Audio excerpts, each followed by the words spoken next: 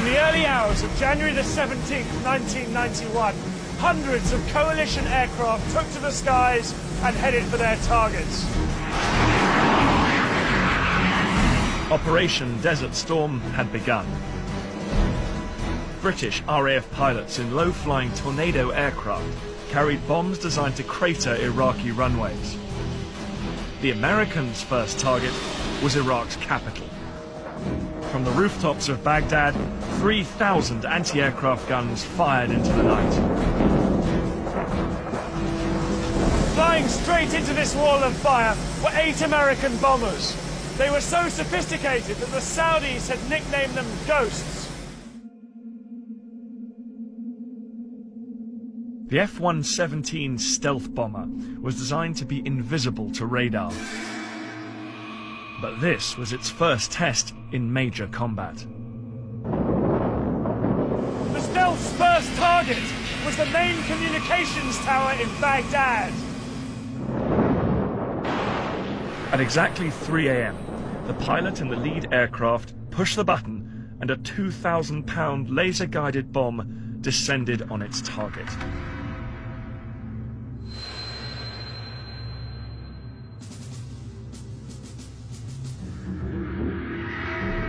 Across the city, the ground shook as 14 more bombs from other stealths hit their targets. The aircraft turned for home.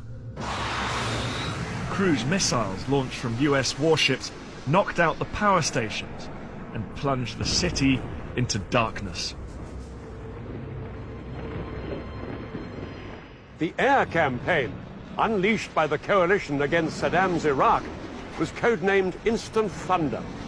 It was the most powerful and focused use of air power in the 20th century.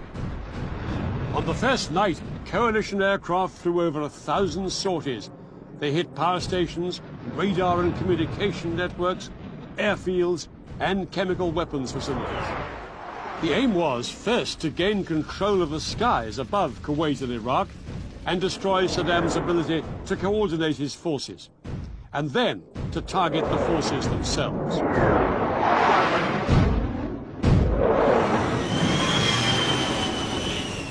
Guided in by laser, a bomb launched from planes like these could explode within 3 meters of its target, even from a range of 7 miles.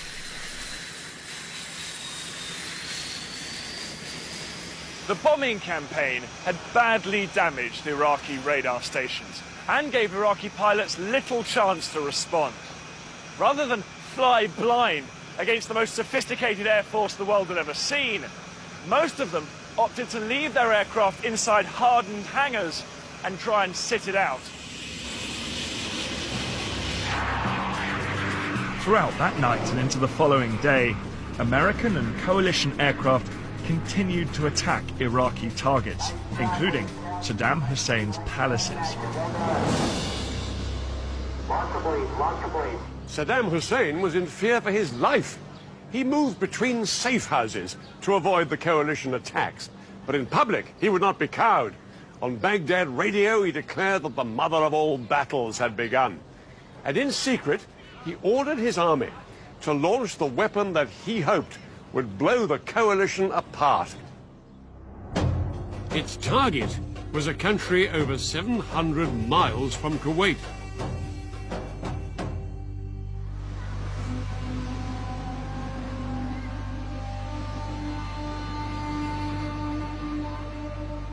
At 2 a.m. on January the 18th, 1991, air raid sirens sounded across Israel.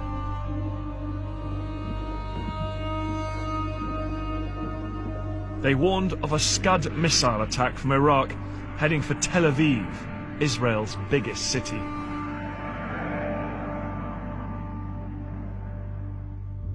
Moments later, the first Scud hit this factory near a housing estate in a residential suburb of the city. Initial reports from the Israeli army suggested that Israel was under chemical attack.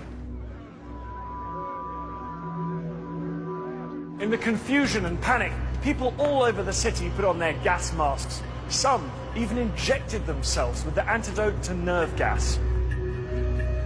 Saddam Hussein's attack on Israel was an act of ruthless calculation. He hoped Israel would retaliate. If it did, Israel would then appear to be on the same side as the Arab nations in the coalition. Saddam's hope was that the Arabs' hatred of Israel would make this unthinkable for them. They would withdraw from the coalition, and the coalition would collapse. From Washington, senior White House officials called the Israeli defense minister, urging him to show restraint. For hours, the whole world held its breath, waiting to see how the Israelis would respond. 8 Scuds had been fired at Israel that night, and by daybreak, residents were still on alert. But reports of a chemical attack had turned out to be a false alarm, and remarkably, nobody had been killed by any of the missiles.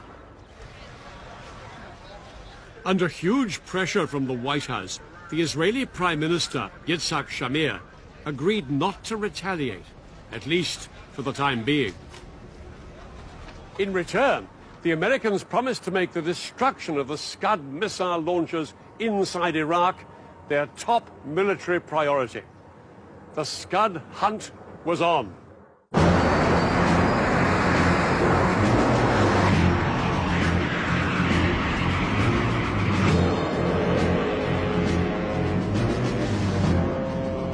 Coalition aircraft began flying around the clock, searching thousands of square miles of empty desert, hoping to spot Iraq's estimated 20 mobile Scud launchers and then destroy them.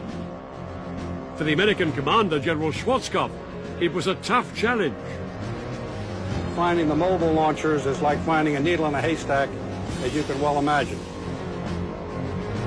Scuds continued to hit Israel, and Washington ordered Schwarzkopf to step up the search. By the 24th of January, 40% of the coalition's air sorties were diverted to Scud hunting, and special forces like Britain's SAS were sent into Iraq to try and destroy the launchers from the ground.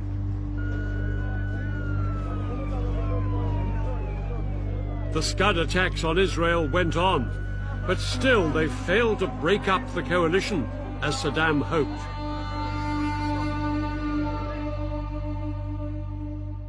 In a further attempt to weaken public support for the war, British pilots John Nichol and John Peters, shot down on the first night, were paraded on Iraqi television. They had been tortured and were forced to denounce the war. This war should be stopped so we can go home. I do not agree on this war with Iraq. The pictures provoked condemnation across the world and only inflamed Western public opinion against Saddam. Saddam was unable to prevent the air campaign systematically destroying his army. So 2 weeks after the air war began, he ordered an attack that would force the Americans into the risky ground combat they wanted to avoid.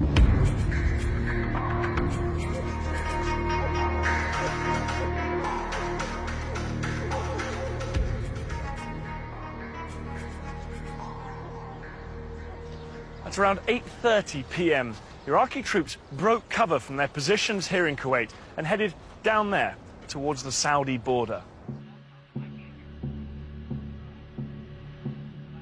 Their movement was watched by an unmanned American spy plane, feeding pictures back to its operator. What do we have here? Holy crow. Let's see what they are. Man, this is something. Here we go. Closer, closer. And 2,253 hours. They've crossed the border. Crossed in Saudi Arabia. King Fahd's going to be pissed. Fahd baby's going to be pissed. He's going to be hot. Yeah. The coalition had complete control of the skies over Kuwait, but not a single aircraft was close enough to stop the Iraqis. Where's our air? This is ridiculous. A frickin' bomber couldn't ask for any better target than that. The Iraqis took the coalition by surprise. They met little resistance and seized the Saudi town of Khafji, about 10 miles down the road. Go for it. Yep. Right to the right of that.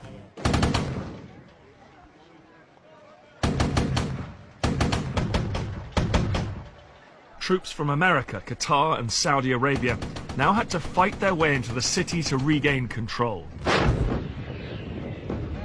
Armor's missile on Smithtown range. Take that bad boy out.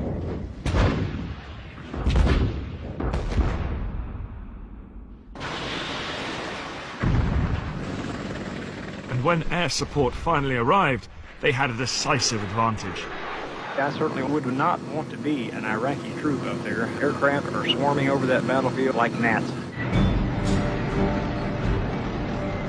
After 2 days of fighting, coalition troops finally regained control.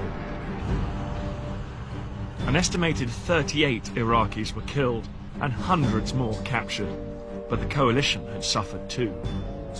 In their first taste of ground combat, 43 coalition troops, including 25 US Marines, were killed. For some, it had been a sobering experience. I never expected that kind of fear, but you have to overcome it. Because if you don't overcome it, it's just like being defeated without actually being killed or anything like that.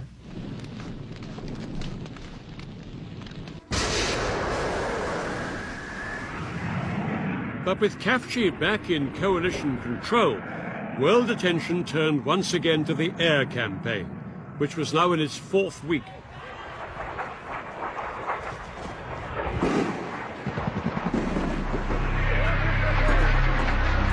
Television audiences across the world had become hooked on the extraordinary footage being beamed into their homes around the clock.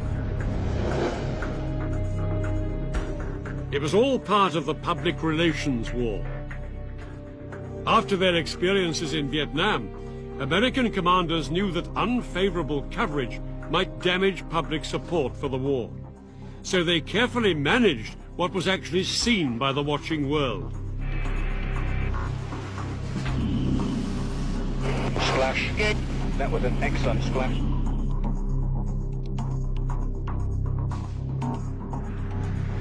The American general who commands all the Allied forces in the Gulf has said that Operation Desert Storm has been going according to plan.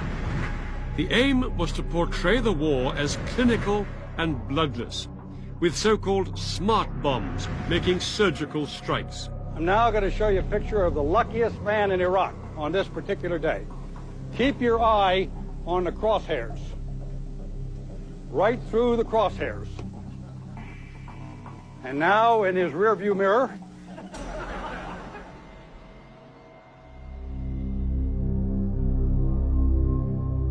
But the laughter was about to end. In the early hours of February the 13th, 1991, 2 stealth bombers flew towards the Al Amariya bunker in the suburbs of Baghdad on what was supposed to be a routine mission. Shortly after 4:30 a.m., they released 2 laser-guided bombs. Exactly as planned, the bombs dropped down a ventilation shaft and exploded deep inside the bunker to maximize destruction. The trouble was, it was packed with over 400 civilians. American criminals! Why? What won the war? What won the war? Hundreds had been killed, many of them children. Pictures of the disaster were broadcast around the world. I miss my wife and my children. It's not fair. Nobody says something to stop this massacre. It was a terrible mistake. Coalition air planners had believed that the Al Amariya bunker was being used by Iraqi commanders, not civilians. These images of so many dead civilians and their distraught relatives shattered the myth that this was a bloodless war, and it forced Schwarzkopf to curtail the bombing of Iraqi cities for fear of causing more civilian casualties.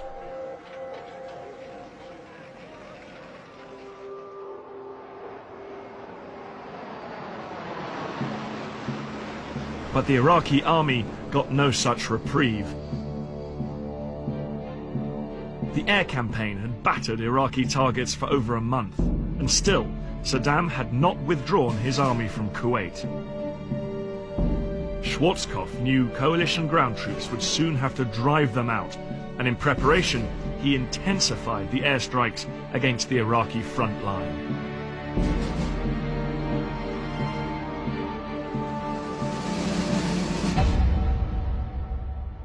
There was nothing smart about this bombardment. Old-fashioned planes like the giant B-52s that had flown over Vietnam dropped old-fashioned explosives and napalm on the Iraqi positions. When a canister of napalm hit the ground, it exploded in a mass of burning jelly, which incinerated anything it touched and sucked the air out of everyone's lungs within 50 meters. Coalition airmen flew around-the-clock bombing missions attempting to destroy 50% of the Iraqi armor. We're trying to get ready for the ground troops to go in. So we're really trying to hit them hard in order to clear it out for the ground troops. We send out 300, 400, 500 bombs a day. Some of them weigh 1,000 pounds apiece, so it's unreal, the tonnage going out here.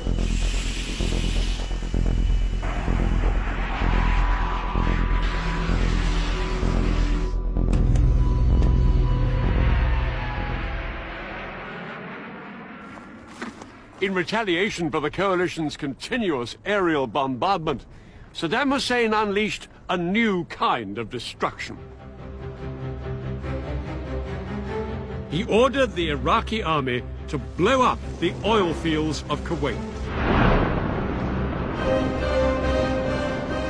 It created scenes of apocalyptic devastation. It looks like what I envisioned hell would look like. The country of Kuwait is burning. Hundreds of wells were blown up, sending a wall of flame and smoke thousands of feet into the air. Pipelines were ruptured, storage tanks exploded, and huge lakes of oil pooled in the desert sand.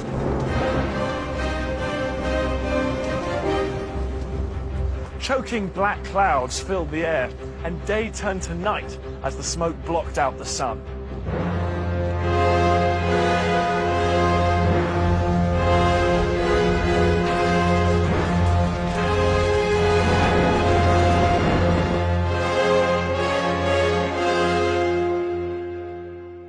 This piece of environmental vandalism only increased the pressure on Schwarzkopf to launch the ground campaign.